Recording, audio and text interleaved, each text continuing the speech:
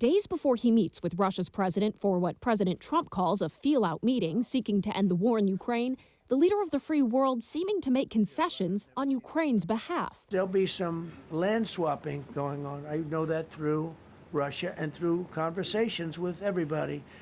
To the good, for the good of Ukraine. Good stuff, not bad stuff. Also, some bad stuff. For both. Ceding territory to Russia is something Ukrainian President Volodymyr Zelenskyy has long rejected. Russia's desires to rule over Ukrainian territories will remain just desires as long as Ukrainians stand shoulder to shoulder, helping the army and helping the state. There's a lot on the line for President Trump, who promised voters he would bring an end to this war.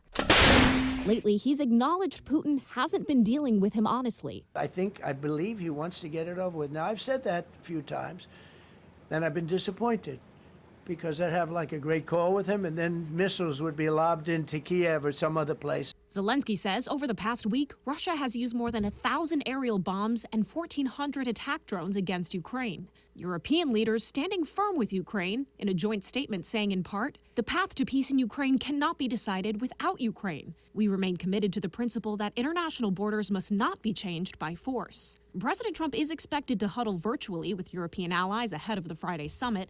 He says he'll also call them minutes after his meeting with Putin ends. And I'm going to tell him what kind of a deal. I'm not going to make a deal. It's not up to me to make a deal. The president's shutting down speculation Zelenskyy could join them in Alaska. I would say he could go, but he's gone to a lot of meetings. You know, he's been there for 3.5 years. Nothing happened. Already looking to future summits. The next meeting will be with Zelenskyy and Putin, or Zelenskyy and Putin and me. I'll be there if they need. For now, the world waits for Friday, when two of the world's most powerful men gather in the Arctic, their first face-to-face meeting in more than 7 years. I'm Atra El-Najjar reporting.